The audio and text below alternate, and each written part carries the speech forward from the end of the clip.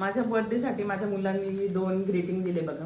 हे माझ्या मोठ्या मुलांनी बनवले आणि माझ्या छोट्या मुलीला अजून लिहिता वाचता येत नाही.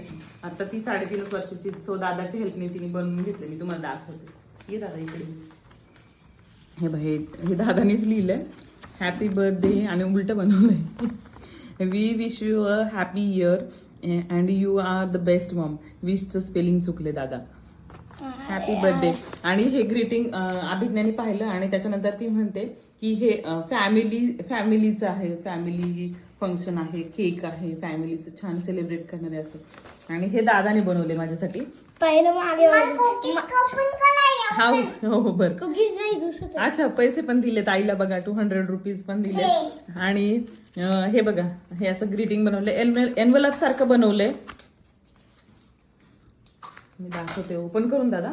इथे कैचीचं सिम्बॉल पण काढलाय बघा दादाने की असं इथून कापतो. ठीक आहे थांब अजून झालं नाही दादा. दादाने खूप जास्त ग्लू लावलाय. जास्त नाही नॉर्मल आहे.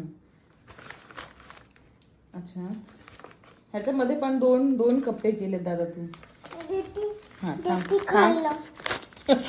काय आबू त्याच्यामध्ये. अबू तुला काहीच नाही त्याच्यात खायला. हे बघा हे असे 2 कुकीज आहेत. दोघांनी छान ग्रीटिंग बनवले आणि दादाने बनवलेल्या एनवलप मध्ये दादाने कुकीजचे असे पॅकेट ठेवले होते. तर छोटी मुलगी सांगतच होती की आईने फोडला की कधी मी ते कुकीज घेईल आणि खाईल. हो कसे आहेत सोना कुकीज. छान आहे. मुलांनी एफर्ट घेतले हेच खूप महत्वाचं आहे. त्यांना बर्थडे लक्षात आहे. आज एकादशी आहे आणि एकादशीच्या दिवशी माझा बर्थडे.